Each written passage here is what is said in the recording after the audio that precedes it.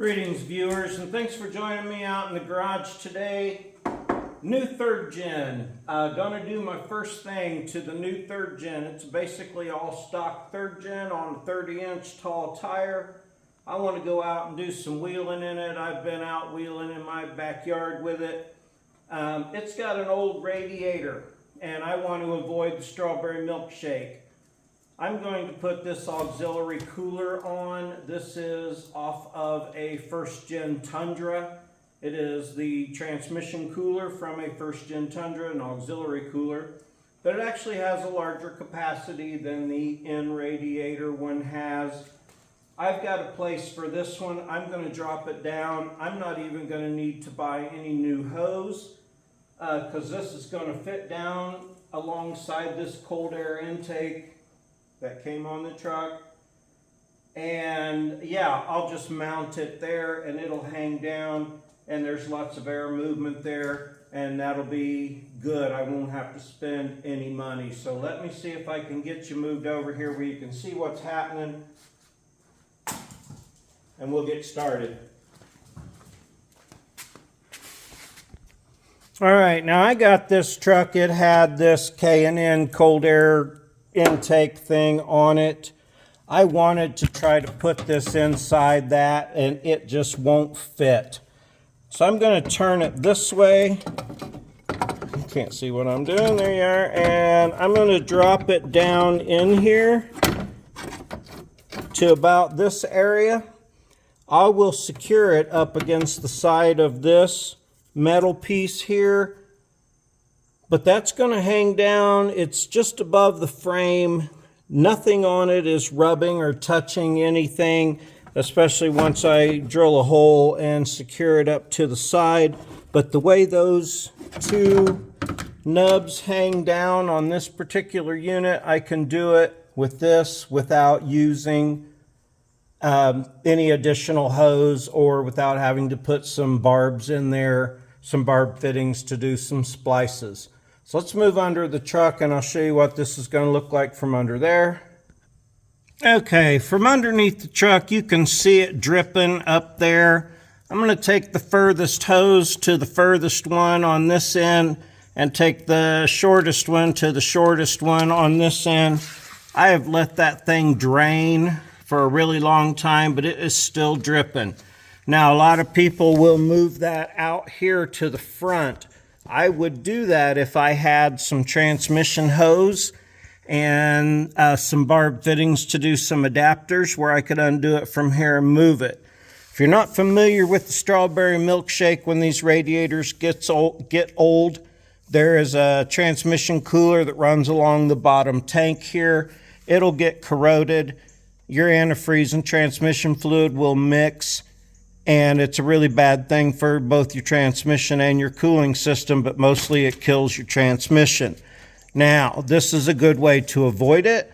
This radiator is starting to look a little old up on the top, brown and cracking. That's your first clues for that. So let me get these clamps loose. I'm going to try to set us up where you can see it and get this done here real quick. Okay, now you can kind of see what I got going on here. I just hooked this back up too. Now I need to take it back down or unhook that part right there. Yeah, I think I'll do that instead. All right, I'll get that one. You know, I should probably do the farthest away one first. So let me get my pliers. All right, now I hope I ain't blocking all of this. Try to get some lights in the right places there.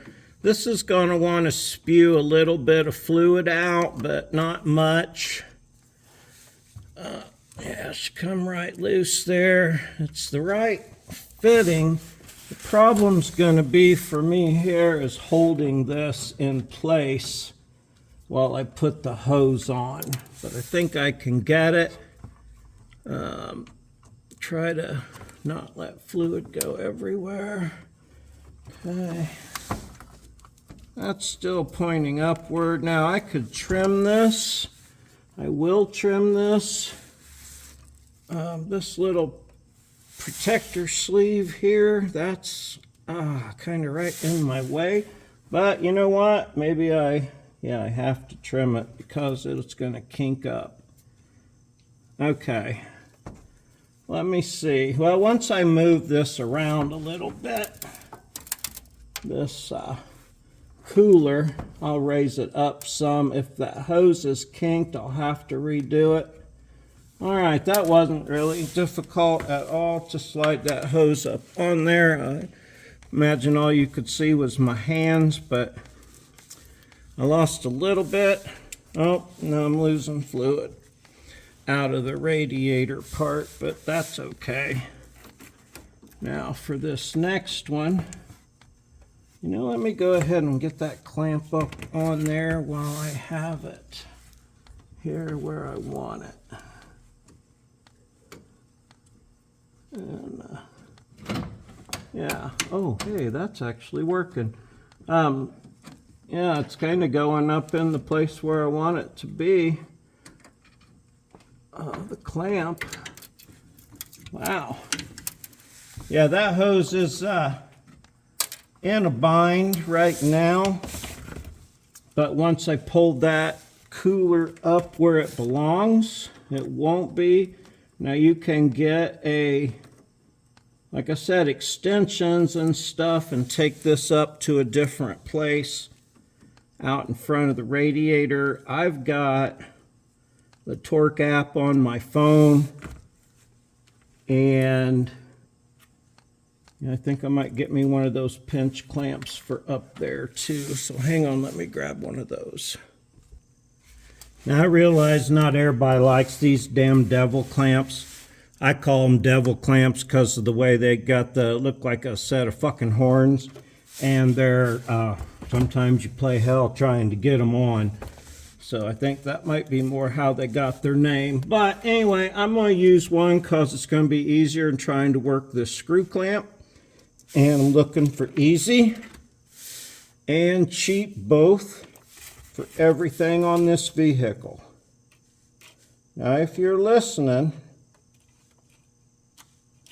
I bought this vehicle for $500. I took and sold the wheel arch moldings for $100. I took the fancy floor mats it had in it. It had some of them real nice plastic ones that cover the whole floor. WeatherTechs. Now, I am not a floor mat fan, personally. I don't like them. So I sold those floor mats out of it for $50. And I took a emissions piece that may be necessary in some states off and sold that for $125. And let me tell you, I now have this truck for a mere $125. I have repaired the frame on it already in 3 places. I want to do a couple more before I go wheeling, but I got both those clamps on there now, and I could leave that where it's at, but I'm going to be able to raise it up. Let me go get a rag for my hands, and I'll be right back with you. All right, now even doing the best I can there you can see the cooler. Both lines are hooked up with their pinch clamps. Both lines are run down there right now. Kind of little kink, but I'm going to move them. This radiator doesn't look bad on the bottom. It's still kind of black. But up here at the top, I look real close. I hope the camera picks it up. Wipe all the dust off. Can you see like there's like spider web cracking, just barely beginning? Especially like right there in the brown spots. There it really shows up. As these radiators get old, they start to turn brown. When they turn brown and the cracking gets real bad, you really better start looking for a new radiator. This one's been replaced once, It's not terrible, but I don't want to risk the strawberry milkshake. Strawberry milkshake will ruin your transmixer. All right, on to the cooler. Oops. Oops. There we go. Now, I can pull that dude up and keep all the hoses away from... Oh, dang, I can really get that up pretty high there. I tell you what, I'm going to do that hood prop mod on this truck too, because that is such a nice thing to not have this frickin' prop rod here when you put the struts on. Yeah, you've seen that on all my other third gens if you've watched. Okay, so if I secure that bolt right there to this mechanism right here, then I am not hitting anything. Now, it isn't necessarily in the best breeze area, but there's your fan. You put your hand down here, try to dump fluid in there when that fan's blowing, there's air like crazy. I wanted to put it in here, but I don't quite have enough hose to get it up high enough. Let's go check the hoses, make sure they aren't farked. Okay, here's my hoses. Now I made a mistake and I overlapped my longer one over my shorter one. They're pretty close to the fan belt right there. I'm gonna zip tie this long one. I'm not gonna undo it because I'm gonna push it back where it's not an issue with the AC compressor. And then I'm gonna zip tie it to this metal power steering line right here. So let me do that real quick. Okay, now in a situation like this, you wanna be sure, and do some of your absolute best zip tying. I got that one tight against the metal power steering line. It's not kinked as it goes back. I've got this one plenty away from that pulley. Now, being a good zip tie guy, I'm going to go back through now and double those for safety, just for in case, because I really don't want my tranny cooler line getting into that. I'll see how I like it up here. I'll monitor the temps. But right now, let me double zip tie. We'll go up top and finish this off. All right, now just to double check, that part of my cooler is up against the rubber return hose on the power steering. I'm going to zip tie it there. I have a hole here and a bar here. I'm going to zip tie this here, 2 or 3 thick. I'm not hitting anything. I'm not rubbing against the power steering, even though it may look incredibly close. It's not, but when I zip tie it there, vibration will be minimal.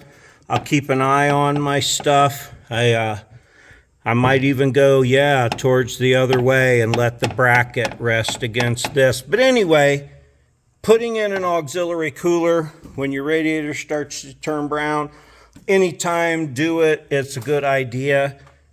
The strawberry milkshake, not something you want to experience. So either keep your radiator fresh or install an auxiliary cooler. I'm going to zip tie this up, but I think we're done here. But I'm going to put you on hold while I do that. We'll come back and look at it for one final time.